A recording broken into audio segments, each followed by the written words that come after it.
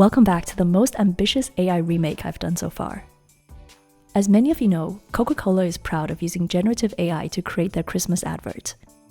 The latest ad took 5 people 1 whole month to make, using at least 70,000 prompts.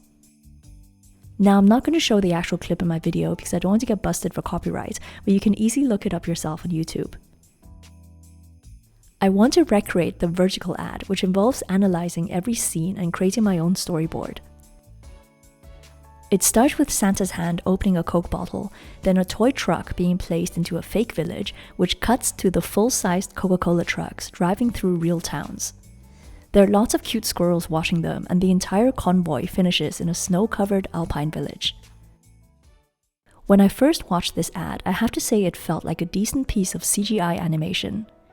However, after going through it frame by frame, I began to spot some glaring AI mistakes. Firstly, the vertical ad is simply a cropped version of the horizontal one. This leads to amateur mistakes like one shot starting with the nose of the squirrel being completely out of the frame. The weirdest part for me is that considering they're already using AI, it should be so easy to optimize a short clip for vertical and horizontal formats. Next up is the final scene, which gets creepier the more you look at it. Firstly, there's a whole bunch of roofs here which seem to melt into each other. There are no gaps which you need for windows or courtyards. Then there's a huge crowd of people, but with no visible activity. Is this supposed to be an ice rink? If a real artist was commissioned to create this scene, then these questions would be absolutely obvious. A human would put a Christmas market or park benches or something else to explain what these people are doing here. Another piece of uncanny valley is that this village has no roads or on-street parking. It's so bizarre considering the entire ad is about giant trucks driving through places. There are some villages in Switzerland that are entirely car-free, the most famous one being Zermatt, but they don't look anything like this. The architecture of these houses is typical Tudor style from medieval Britain or the Fachwerk half-timber style from Germany, and none of those countries have mountains or snow. Half-timber can be found in parts of France and Switzerland, but anyone who's been to high-altitude ski resorts knows that true alpine architecture looks completely different. There are so many other things I could point out, like why this street also has no visible curbs, or why the town planners would put a giant Christmas tree in the middle of the sidewalk, but we really have to move on to the crafting part of the video.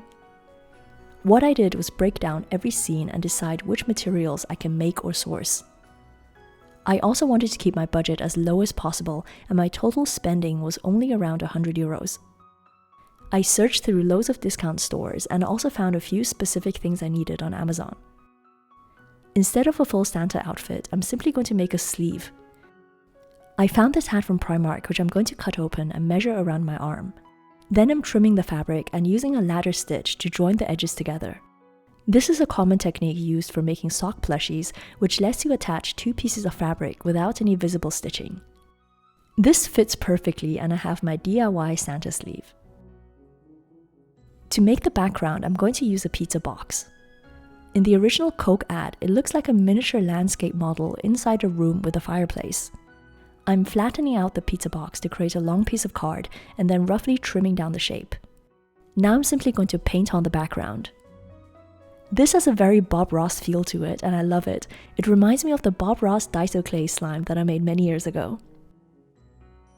Once I'm done, I'm cutting out the exact outline and taping this onto a box to get the correct height. I've placed my computer in the back, and I'm going to play a random fireplace video from YouTube. When viewed at the correct angle, this setup works incredibly well. Now I'm just going to put on my Santa sleeve and open a Coke bottle.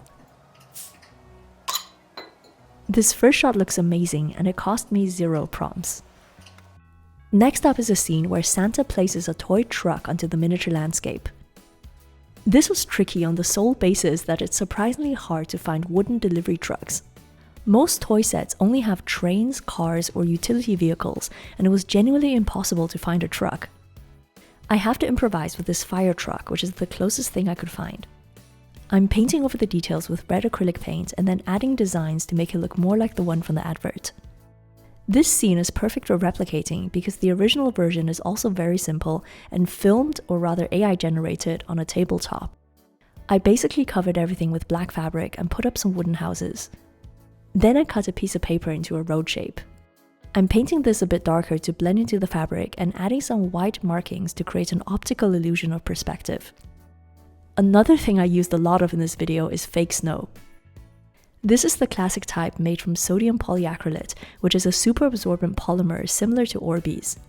I'm adding 2 scoops of snow followed by 2 cups of water. Then I'm sprinkling this generously to hide the edges of the paper road. This is looking great as a backdrop to our toy truck. The movement in this scene is also very easy to make because I can simply use my Santa hand to push it along. I'm going to cover the camera with my sleeve at the very end because I want to make a simple black screen transition onto the next scene. This one was potentially the hardest clip to imitate because of the size and realism. But I got very lucky and managed to find a scaled down model of the Coca-Cola truck on Amazon. I have these Firefly fairy lights, which are great for DIYs because they run along a bendable wire instead of a rubbery one. However, the distance between each light is way too long, so I need to compress them by coiling it tightly around a stick. I want these to be as close to each other as possible. Once taken off the stick, the entire length of wire has shrunk to this size. Now I'm just going to hot glue the coil along the top of the truck. Ideally, I would love to do it around the driver's window as well, but this model is just a bit too small. But once switched on, it gives a very decent impression of the Coke truck. By filming it extremely close with the macro lens, I'm trying to create the illusion of size. I've also switched to a black glove because I want it to be less obvious that the truck is being pushed. Now comes the most complex prop I have to make for this video, which is the squirrel. It's time for a blast from the past because we're going to do it with needle felt. I think this kit is actually from when I first started my channel 12 years ago and I never got around to filming it. I'm going to start with a very simple wireframe just so there's something to hold the tail in place. It's literally just a loop and an L shape. Then I'm covering it with stuffing and holding it in place with thread. This method saves quite a bit of time and material since we don't have to use felting wool all the way through. Only the topmost layer is made from felt and I can build all the shapes and colors from here. A felting needle has tiny hooks in the tip and this rips up the wool when you poke it. When the fibers get shorter, they also become more compact, which eventually creates these solid sculptural shapes. I feel needle felt is the perfect contrast to AI because everything about this is tactile and real. Needle felting takes a long time to do and the complex shapes can only be achieved through human precision. So this is the ultimate demonstration of work that is made with love and patience. AI art is often called soulless, and I do believe that the creative process can come through in the final piece. A person sitting in front of a computer, writing and rewriting thousands of prompts just feels kind of depressing and dystopian. There's no soul or joy or happy little mistakes, as Bob Ross would say. But something that is clearly human-made, such as the texture created by thousands of tiny needle marks on the surface of a silly little fuzzy animal, does spark a lot of joy. I feel that we're made to understand this on a subconscious level. We're always looking for that demonstration of intent. There's no intent in AI because it's just a machine churning out imagery based on random data sets that were fed into it. To add the details, I'm simply using a very thin strip of dark brown wool. The most common beginner mistake is not felting the wool long enough. If the surface feels soft and spongy like this, then it's not quite ready yet. If it feels hard and crunchy, almost like poking into foam, then it is well felted. To make the squirrel's tail, I'm going to reuse one of the keychains from this video. For obvious reasons, I'm using one of the fake fur tails, which you can tell because the inside feels much wider compared to real fur. I'm trimming off the end and hot gluing it into the wire. Then I'm going to hold it in place until everything dries. For the final scene, I found these kitschy Christmas houses that even light up. These are perfect though because the Coke ad also has realistic festive houses in the background.